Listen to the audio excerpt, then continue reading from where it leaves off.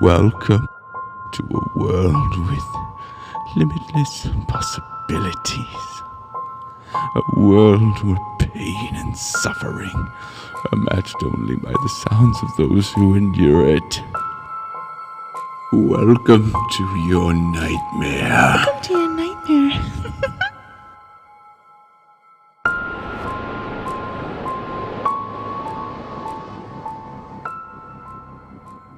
Hello everyone and welcome back to Nightmare.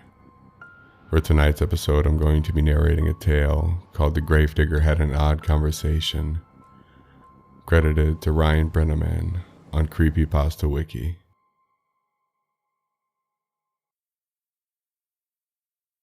It was hardly past 7 that morning when the gravedigger saw the earth stir. Fingers, rotted and skeletal, burst forth from the earth, and with force they pulled their bodies to freedom. It was happening all over the graveyard, every grave. Every square inch of dirt was overturned. Soon there were thousands, so many more than the graveyard actually held. A horde of the undead stood before him. The gravedigger watched with his shovel in hand. He found himself simultaneously horrified and fascinated.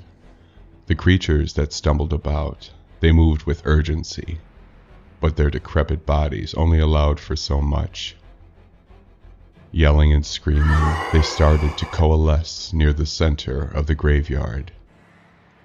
They were revolting, damned souls.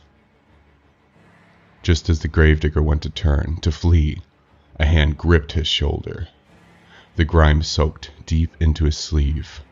It leaked down his arm. Behind him, a man, what was left of him, stared into the gravedigger's eyes. The corpse's face had long since lost its tissue, but it had eyes, returned anew to their sockets, that showed nothing but fear. The ghoul spoke to the gravedigger, and the gravedigger listened. Go. Please go. What sort of madness was this? What trickery of hell? The gravedigger brought his shovel to bear, and he swung it down on the corpse. It was met with a revolting, moist crunch. The figure fell, his fingers twitched, and his skull leaked.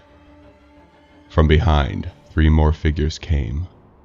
2 ignored the gravedigger. They bent to pick up the wounded husk at the gravedigger's feet. They dragged him on with all the strength they could muster. They carried him like a wounded ally. The 3rd figure, what had once been a woman perhaps, spoke to the gravedigger. She pleaded, Go, please. Tell them. The gravedigger couldn't move. He wouldn't. These fiends were no masters of him. Why did they command him so? For what purpose? Answers. He demanded answers. Why? He asked, the words falling out of his bearded face. Why aren't you in the ground? The ghoul didn't blink. She simply told him the terrible truth. Hell isn't safe anymore. Those words, the gravedigger couldn't even comprehend them. What was the meaning of them? Hell safe? What kind of haven was the pit of eternal damnation? What are you talking about? Had she a tear to cry, she would have let it fall. Instead, she had to use her trembling voice to convey her fears. Lucifer is dead. He killed him. He is coming. The words held no meaning for the gravedigger, for he had not been there. He had not seen the horrors that even the denizens of hell itself couldn't describe.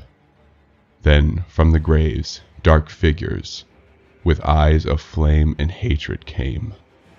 They moved like smoke, and they filled the air with their sulphurous fumes.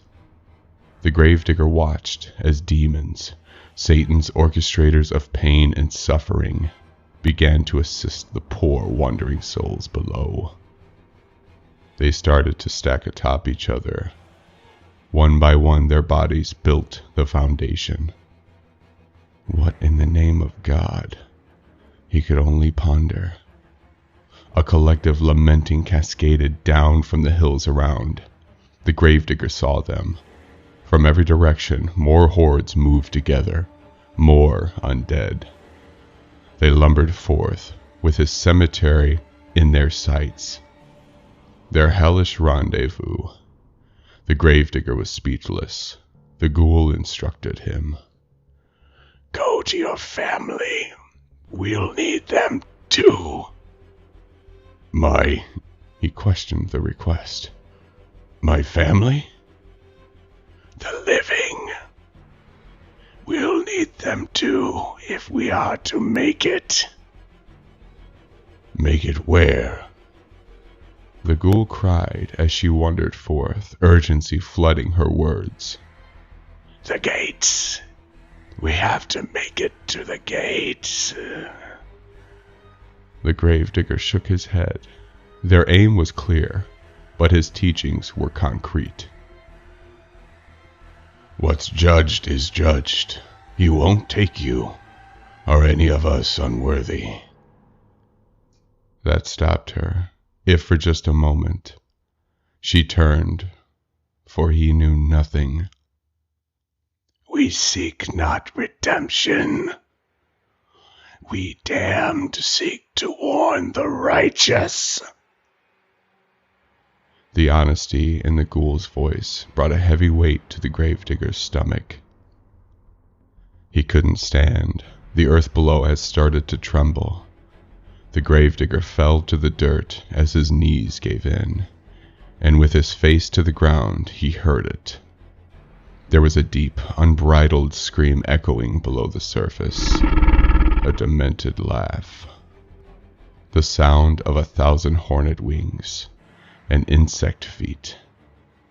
It grew closer, climbing. As he stood, bodies were flung atop each other, as the demons and the forgotten built their tower to salvation. Who is he? The gravedigger asked. It was his turn to plead, but the corpses said nothing. It didn't take much for the gravedigger to realize that they couldn't respond even if they wanted to. They didn't know. As the gravedigger ran home, the ghoul uttered a final mantra under her breath. The words still tasted so alien to her, so vile and disgusting. It was all they had left. God must know that he is coming.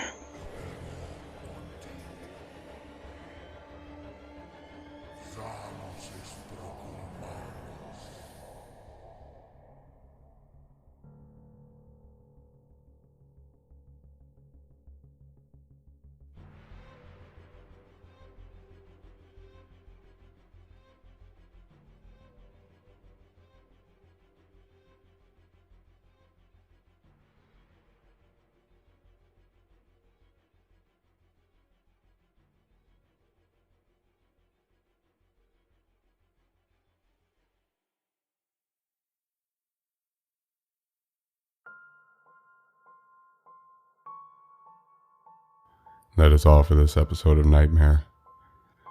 And as always, if you like what you're listening to, we do appreciate good reviews in Apple Podcasts, Instagram, or Facebook.